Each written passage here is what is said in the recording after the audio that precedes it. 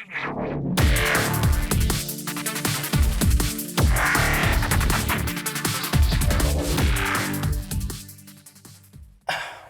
this is our finale fireside chat. So we're very honored to have, I always call him Boss Neil, Mr. Neil Shen, to be on the stage. So I think you're the boss. No. Actually, before you start, I have to congrats on an amazing Beyond Expo. Thank you. And I think we all should give a round of applause to Jason, right?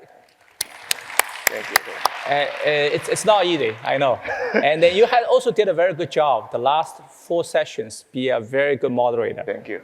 I hope I will be the same for you. So I think I started with this question for the first fireside chat, so I wanted to end this with the last one as well. So the theme is embracing the uncertainties. What is the biggest uncertainty to you as an investor? Yeah, I think that's a very good question. I think for us as an investor, especially looking at venture investment, it's almost like a daily topic. You have to be prepared for those uncertainties. And what are the uncertainties come from? I think there are obviously business uncertainties in every single company. But there are also others which oftentimes you may not initially fully appreciate, but it's getting more important. Certainly, financial market uncertainty could actually affect even company in the early stage, because you may not able to fundraising successfully. When the public market not doing well, it's affecting you, right? The growth capital investors are not there, and then the venture capital may not be enthusiastic. The regulatory, the policies, not just what do we see from the recent years, but if you look at all the major countries in the world, they always the so-called impact of government on those industrials and companies, especially large companies. If you want to address overseas market like Indonesia, South Africa, Brazil, all those countries have its own rules and regulation, and it's changing. Lastly, disrupt technology, right? I think when you see like Sora was announced, there are a lot of people who was trying to using open source large language model to developing so-called text to video will be very worried whether they're going to be still in the business or not. So I think for our portfolio CEOs, for our CEOs, I think probably the one thing they can do, and they probably should do, is looking at what's up and coming. And probably the best way is to position themselves for the uncertainty. Just like, if you are driving on a highway, if there's some potential dangerous spot out there, you can, try to change your pace, right? We're ahead of the game. You have to be proactive. You have to be preemptive. And to some extent, you have to be strategic. You have to looking at not just keep the working, done, but you also actually have to, look at what can happen, in the near and medium term, hopefully even long term. So I think HongShan Capital, I think it's one of the best, or not the best, in VC. I hope we're trying. Firm in China. You have invested in so many large companies. Some of them primarily have their business in China, like Meituan, Jingdong. Some of them are basically MNC right now. They have global presence like ByteDance, Pinduoduo, Canva. Some are global companies that are leveraging China's complete supply chain, like Shen. What common characteristics do you see in these founders? Yeah, I think no matter what type of business they are in, including our very, very prominent alum, Robin, right? I think they're all great companies, and they all the founders actually have a very long-term views. When I would listen to what Robin had to say about his industry, he looking at a very long term. Same thing as I look at other companies which become really global leaders or leaders in their respective sector. They're looking at the long term and they make decisions based on that long term view. I think that's extremely important. Come back to our issue of uncertainty. Yeah. So how you react to those uncertainty, not react, sort of with a short-term view, but react in a long-term view. When you make a decision, that consideration should weigh so much. I think that's just so important. Secondly, I think you need to have a very, very steep learning curves, because a lot of things are new, right? I think 18 months ago, even people in the AI sectors have not much appreciation about large language model or the transformer framework. Now everyone have to learn and have to catch up, right? And so when technology disruption happen, people in the sector have to really go through a learning curve. Even the CEO themselves, keep learning. I think that's again, very important. Thirdly, I think you need to be global, to be sort of having the very best talent and has the best technology. Increasingly more for many companies, that's almost a requirement. Yeah, so I think want to follow up on that is like, for those companies that you have invested, how can they enter a completely new or new foreign market? I think that's a lot of questions from the entrepreneurs here. Yeah, I think we certainly have a lot of companies going global, some with decent success, some are still trying, some are not. I think the key here is that you need to be local, right? Think about it. The last 30, 40 years, there are a long list of multinationals, so to speak, come to China. Some are very successful. Why are they able to do that?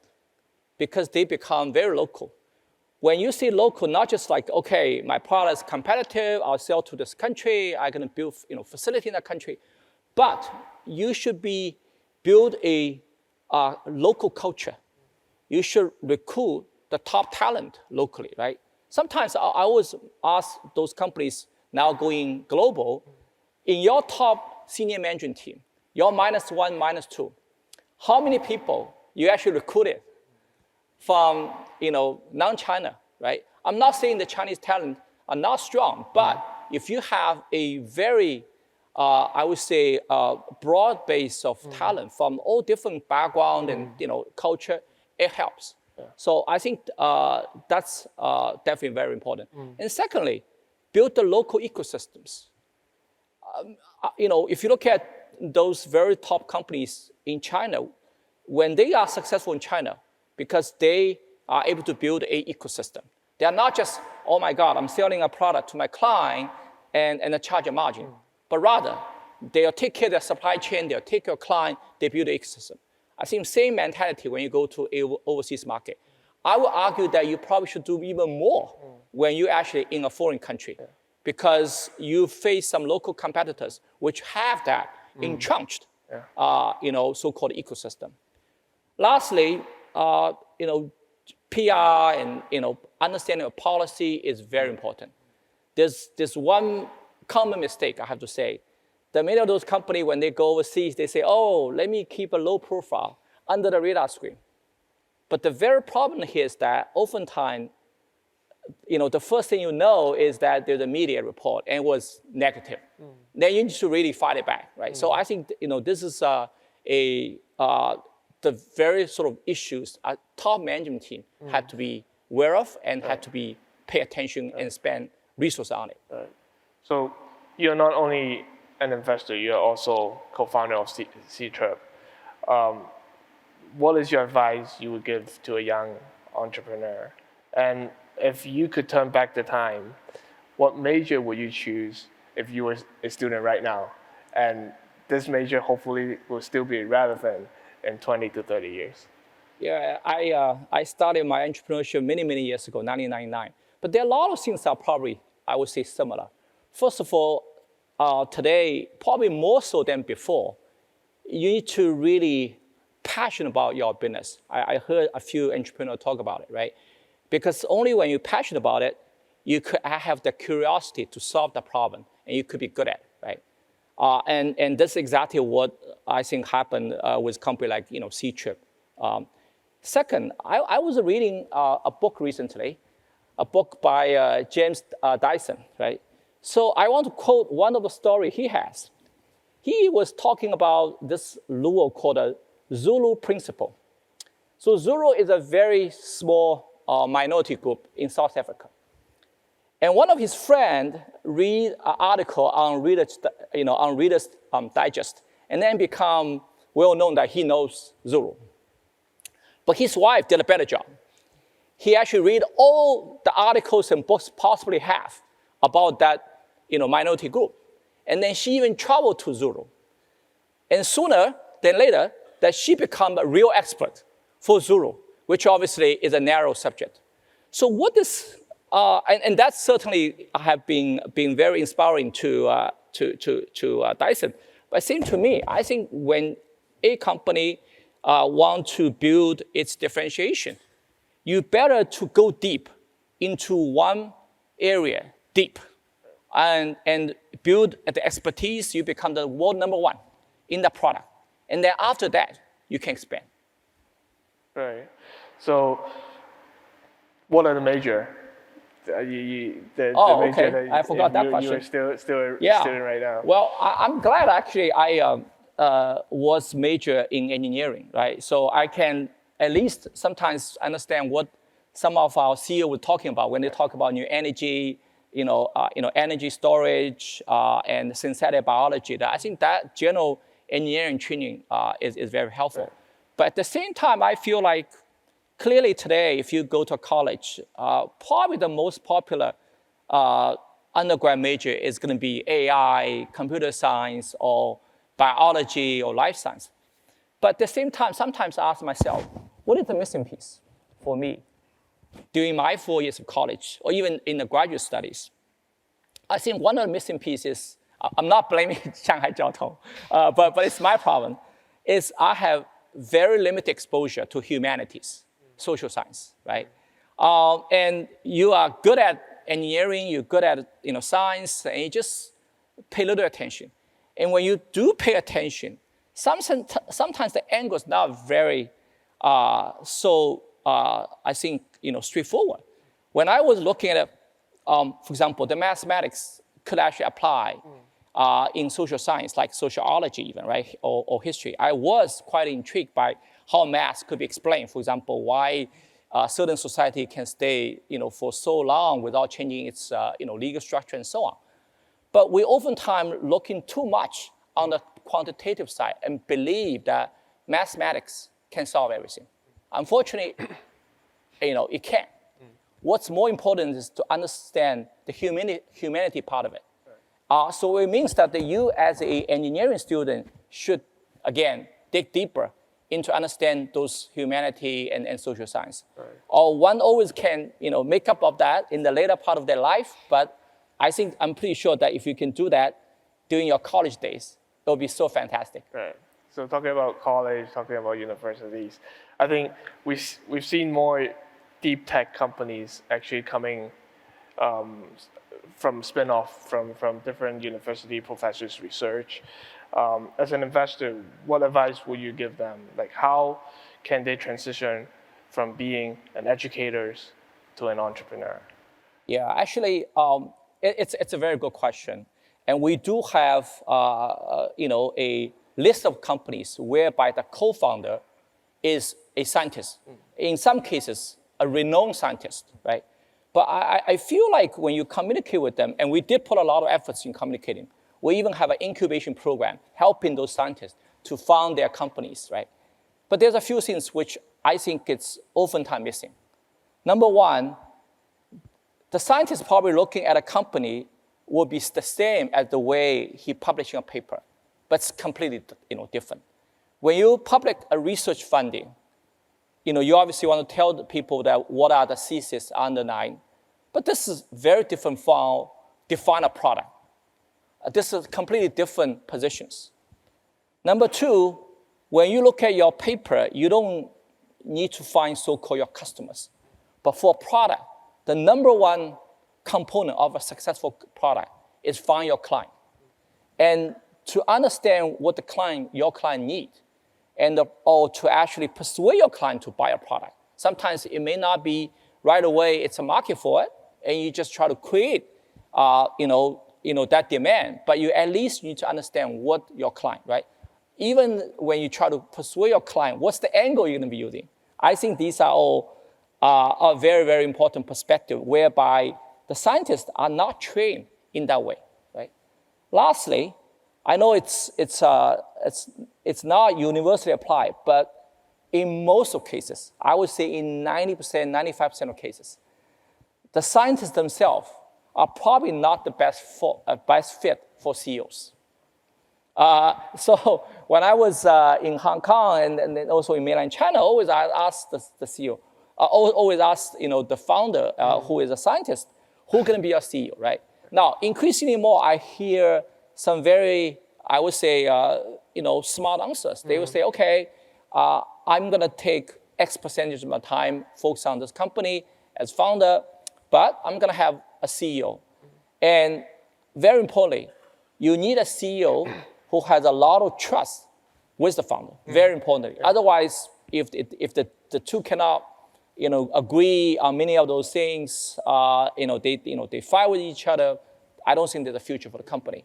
Second, you want to make sure the CEO have the industry experience and knowledge, because startup is hard, and you want someone who are already in the industry, know the client or know the potential client, and helping you to really achieve that dream. So let me do a little bit advertisement for myself. So what do you think of Beyond Expo, and what do you think platform like Beyond Expo can do? I think this is an amazing event, and I do think Asia needs this type of event, right? And I look at your event, you not only have the consumer electronics, which is typical what the CES have. Today, I think there are other products also need to be presented physically to the audience. For example, healthcare. I think also new energies, robotics, right? So I think you add some very, very important product categories. And this provides the opportunity for partners, for customers, and for consumers to see themselves. I won't be surprised that you're going to see many of those EV companies come to your expo and demonstrate their product. And I think this is the way to go. And when we look around and say, do we have such opportunity in Asia that for the companies, the innovative companies, for the startup companies, to showcase their product? They're really very, very limited cases, opportunities. So I think this is a great platform. I hope that each year you will see more and more, people come to you, not just the visitors, but also those great companies. So let's go to our lightning rounds to let us know you a little bit more. So after a long day, how do you unwind and relax? Very simple. If you finish your work at 10 p.m., go to sleep. but I think, clearly, I like other people, I will read some books, nothing to do with my own, investment business or my tech business. Listen to some music, just relax yourself. So what's the best piece of advice you've ever received personally or professionally? I think along the way, I have received many mentorship from many entrepreneurs themselves, as well as fellow investors. But when you actually mentioned this question, I was thinking maybe there's one sort of mentorship or a very interesting story that I have been learned when I was actually in high school.